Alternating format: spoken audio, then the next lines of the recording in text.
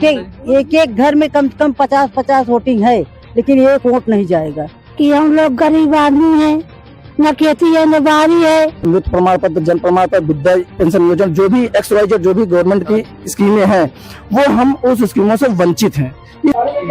जहां एक तरफ लोकसभा चुनाव की तैयारियां जोरों पर है, तो वहीं दूसरी तरफ प्रतापगढ़ जिले के दो ऐसे गांव हैं, दो ऐसे पूर्वे हैं, जहां के मतदाताओं ने मतदान का बहिष्कार करने का ऐलान किया है।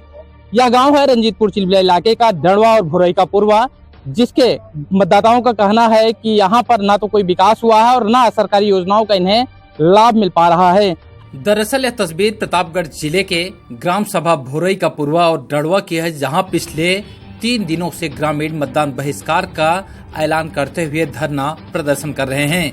बताया जा रहा है करीब 4000 की आबादी वाले इस गांव में 1400 मतदाता हैं और ग्रामीणों का आरोप है कि पहले यह सभी रंजीतपुर चिलबिला गांव के निवासी थे, लेकिन नगर पालिका का जब परिसीमन हुआ तो इन दो पूर्वों को मझधार में छोड़ दिया गया और अब यह दोनों पूर्वा यानी ग्राम सभा ना तो नगर पालिका में आते हैं और ना ही यह ग्राम सभा में, जिसकी वजह से गांव में बनने वाले मृत्यु प्रमाण पत्र, जन्म प्रमाण पत्र समेत तमाम वो कागजात हैं जिसके लिए इन्हें कड़ी मशक्कत करनी पड़ती है और काफी दिनों से यह ग्रामीण परेशान हैं।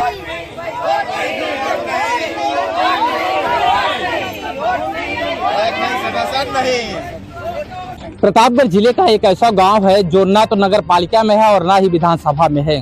गांव पहले रंजीतपुर चिलबिला ग्राम सभा में आता था, लेकिन इसके बाद जब परिसीमन हुआ तो यह नगर पंचायत से भी अलग हो गया और इस वक्त मैं उसी गांव में मौजूद हूं जहां के गांव के लोगों द्वारा इस बार लोकसभा चुनाव का बहिष्कार किया जा रहा है।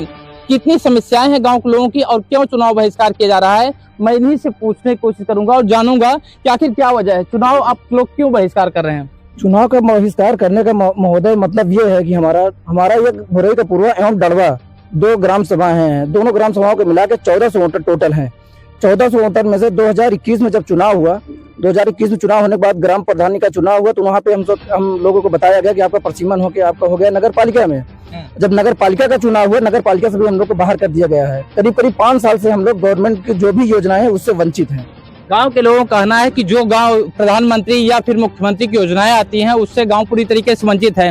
कितनी आबादी है गांव की, मैं आपसे ही जानना चाहता हूं, कितनी आबादी है गांव के लोगों की? लगभग जो वोटर है वो 1400 वोटर हैं, उसके बाद 250 घर हैं।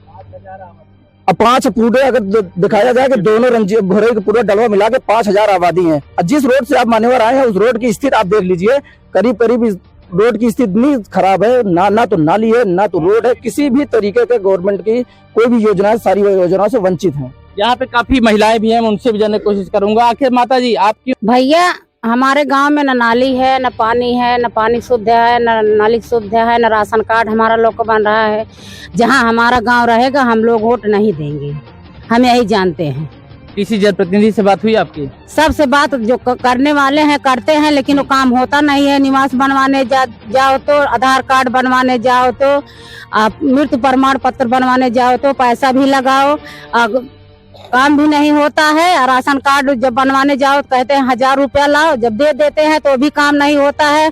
हम लोग को कोई योजना नहीं मिलती है। कुल मिला के गाँव वालों का कहना है कि यहाँ पर जो सरकारी योजनाएं आती हैं उससे यह सभी बहिष्कृत रहते हैं और उन्हें इसका लाभ नहीं मिल पाता है। इसी वजह से यह गांव के लोग करीब 1400 ऐसे मतदाता हैं जो चुनाव बहिष्कार का ऐलान किए हैं और पिछले 3 दिनों से धरना